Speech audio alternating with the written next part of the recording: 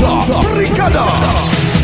Samtang sa laing nga balita, dugang mga personahe nga nalambigit sa pagpang-scam ug yuta. Ipatawag ni Mayor Junard Ahong Chan. Brigadang Alan Tangkawan, ibrigada mo.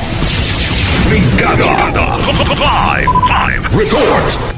Pulis nga igsuon sa ahinti og mga personahe nga nalambigit og nakapirma sa deed of sale sa pagpamaligya og yuta dito sa barangay Kanhulaw, Dakbayan sa Lapu-Lapu.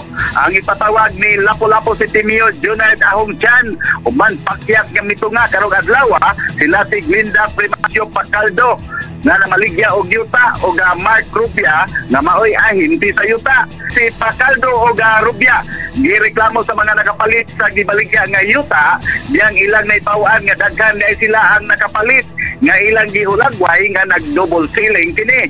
Din pagsuta, wala di ay titulo nga nakapakita si Pacaldo. Nasuta sa mga buyer nga nakarehistro kini ang maong titulo sa laing nga pangan sa tao.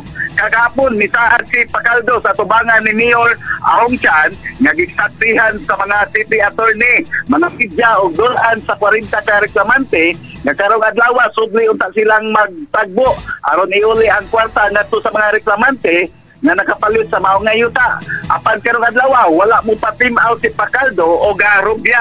Dili mo tuman sa saad ang nalambigit nga personahe sa pagpamaligya sa maong nga yuta. Posibleng magatubang o large scale sapa kay porsigidong mukiha o criminal case o civil case ang mga reklamante.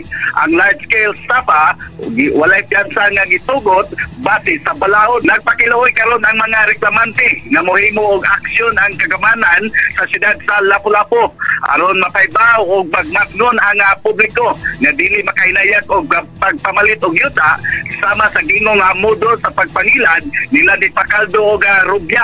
Nabalaka usab ang reklamante sa ilang seguridad tungod kay adunay igsuon nga pulis si Rubia nga usa ka saksi sa pagbinayranay sa maong yuta og ang buyer. In the heart of changing lives, ako si Brigada Alan Tangkawan sa 90.7 Brigada News FM Cebu, the Music and News Authority.